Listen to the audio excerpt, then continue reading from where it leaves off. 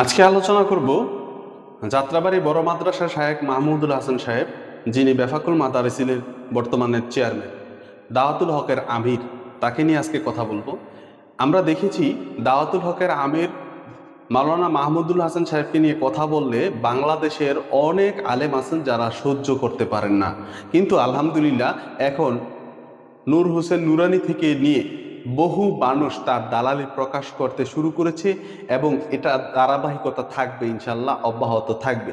কিন্তু এই পর্যায়ে এসে যখন নাকি আমরা দেখি যে মাওলানা মাহমুদুল হাসান সাহেবের নেতৃত্বে, এই দালালের নেতৃত্বে বাংলাদেশের শীর্ষস্থানীয় আলেমগণ ইসলামী অঙ্গনটাকে, কওমি অঙ্গনটাকে ঐক্য করার জন্য এবং বিভিন্ন দাবি দাবা নিয়ে তার সাথে মত বিনিময় করার জন্য বা তার নেতৃত্বে একটা সবার আহ্বানে যখন যোগ দেয়, তখন আমাদের কাছে এই বিষয়টা খুবই অবাক লাগে, আমরা বিস্মিত হই, আমরা এই বিষয়টাতে প্রচণ্ডভাবে হতাশ হই।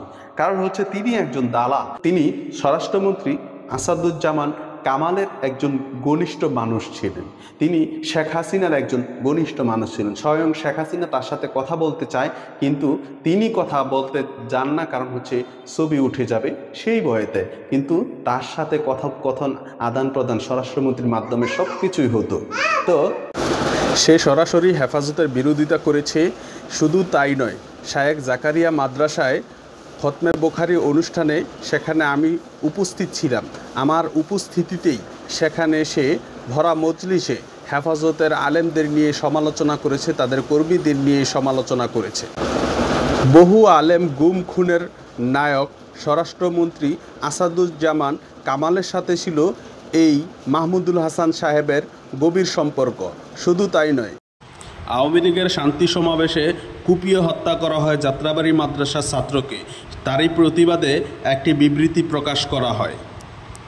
সেই বিবৃতির মধ্যে আওয়ামী লীগের শান্তি সমাবেশে যে আওয়ামী লীগ দ্বারা আক্রান্ত হয়েছে সেই শব্দটুকু সে এখানে উচ্চারণ করেনি। পরবর্তীতে ছাত্ররা যখন আন্দোলন আরও বেগবান করলো, তখন তার মাদ্রাসার শিক্ষকদেরকে দিয়ে তার পকেট থেকে 4 লাখ টাকা দিয়ে এই রেজাউল করিমের বাসায় পাঠানো হয় এবং ছাত্র জনতাকে আন্দোলন থেকে বিরত রাখা হয়। এইভাবে স্বৈরাচার শাসকের বহু উপকার সে করে। এখন বর্তমানে সে ফরিদউদ্দিন মাসুদের একান্ত ঘনিষ্ঠ ব্যক্তি। ফরিদউদ্দিন মাসুদের বিপক্ষে বললে তার গা জ্বলে ওঠে। স্বৈরা শাসকের আরেক সহযোগী ব্যক্তি হলো ফরিদউদ্দিন মাসুদ। এই ফরিদউদ্দিন মাসুদের সাথে মাহমুদুল হাসান সাহেবের গভীর সম্পর্ক আছে। এই মাহমুদুল হাসান এমন একজন ব্যক্তি যিনি কাজী বতাসিম বিল্লাহ সাহেবকে এই যাত্রাবাড়ির মাদ্রাসা থেকে বের করে দিয়ে নিজে এই মাদ্রাসা দখল করে নিয়েছে। এমন একজন দখলদার, এমন একজন স্বৈরাচারের সহযোগী ব্যক্তি যে হেফাজতের বিরোধিতা করেছে স্পষ্টভাবে, সেই ব্যক্তির নেতৃত্বে ওলামায়ে কেরাম সভা সমাবেশ কোনোটাই আমি সুন্দর চোখে দেখছি না বা ভালোভাবে নিচ্ছি না।